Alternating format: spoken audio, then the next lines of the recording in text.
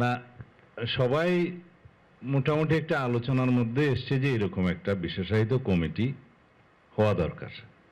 আমি তো প্রথমেই একদম ইনিশিয়াল বক্তব্যে বলেছি, তা আজকেও বলি যে আলোচনার পরে যে সমস্ত প্রেস ব্রিফিং হয়, বিশেষ করে রিয়াজ ভাই করেন, অন্যান্য পক্ষ করেন, মিডিয়াতে যেভাবে যায় যে বিএনপির জন্যই সমস্ত ঐক্য হচ্ছে না, এরকম একটা কি বলে একটা অসত্য ইমপ্রেশন দিছে। এই পর্যন্ত আমরা যে পরিমাণ সহায়তা করেছি, এগুলো আমি আজকে প্রেসে কিন্তু ডিটেইল বলবো যে আমাদের সহায়তার পরিমাণ কত ভারী। এখন আমি একটু প্রস্তাব করছি যে যেহেতু আমাদের বড় ভাই বদিউল আলম মজুমদার সাহেব এই একটা বিশেষজ্ঞ হিসেবে নির্বাচনী ব্যবস্থার উপরে বই লিখেছেন এবং এখানে প্রস্তাব করেছেন এবং নির্বাচনী ব্যবস্থা সংস্কার সংক্রান্ত কমিশনের প্রধান ছিলেন, জাতীয় ঐক্যমত্য কমিশনের মাননীয় সদস্য, আপনার এবং সবার সকল রাজনৈতিক নেতৃবৃন্দের পক্ষে আপনাদের প্রতি শ্রদ্ধা রেখে আমি একটা প্রস্তাব করছি। যেহেতু আপনারা কনস্টিটিউশনে একটা প্রভিশন রাখতে চান এই বিষয়ে, সেটা কনস্টিটিউশনের ভাষায় একটা বলবো, কিন্তু কনস্টিটিউশনের সেই প্রভিশনটার অনুকূলেই তো আইন প্রণয়ন হয়, আইনটাতে বিস্তারিত থাকে, যেটা প্রফেসর আলী রিয়াজ সাহেব পরে বললেন যে এখানে নির্বাচন কমিশনের এখতিয়ারটা সেকশন 7-এ এই অর্ডিন্যান্সে নির্ধারণ করে দেওয়া হয়েছে। এই জন্যই বলি যে প্র্যাকটিক্যাল এক্সপিরিয়েন্সে দেখা গেছে যদি ইলেকশন কমিশনের হাতে কনস্টিটিউশনালি যে বিধানটা হয়েছে সেটার অনুকূলে আইনে এই ক্ষমতাটা না দেওয়া হয়, ইনডেফিনিট পিরিয়ড অফ টাইম সেটা আদালতে চলতে থাকবে এবং ইলেকশন ঝুলে যায়। এটা হচ্ছে এক্সপেরিয়েন্স।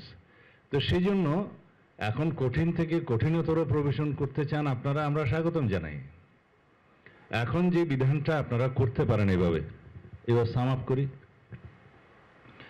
আর্টিকেল 119-এর দফা 1-এর গ-এর পরে এবং শব্দের পরে একটা লাইন সংযোজন করে আমরা জাতিকে সন্তুষ্ট এইভাবে করতে পারি, কমিশনকে সহায়তার জন্য প্রতি আদমশুমারির পরে, যেহেতু এখনো আমরা অফিসিয়ালি আদমশুমারি বলি আর কি, সাময়িক সময়ের জন্য উইদিন ব্র্যাকেট যাহা আইনের দ্বারা নির্ধারিত হইবে একটি বিশেষায়িত কমিটি গঠিত হইবে।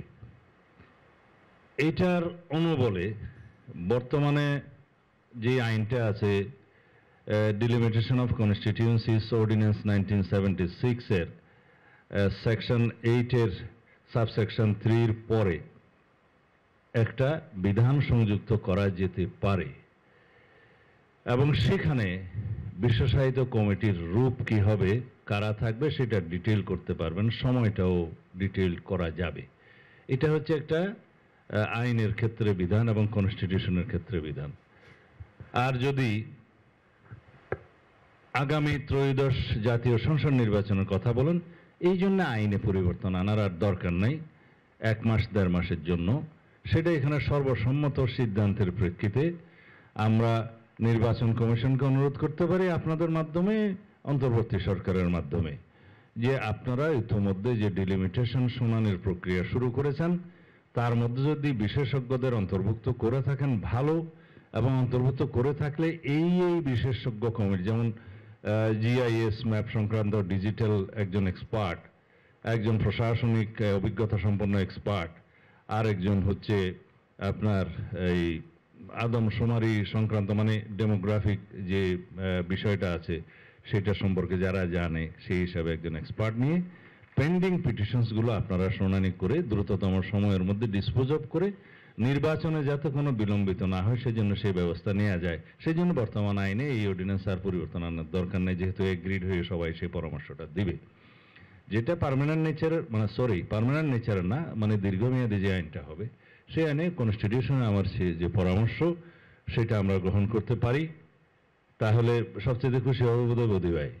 এবং সেই শব্দটা এখানে ওনার সাথে একটু ডিফারেন্স হচ্ছে যে কমিশন হবে না, কমিটি হবে, এবং সেটা নির্বাচন কমিশনকে সহায়তা হবে, আলাদা কোনো বডি হবে না।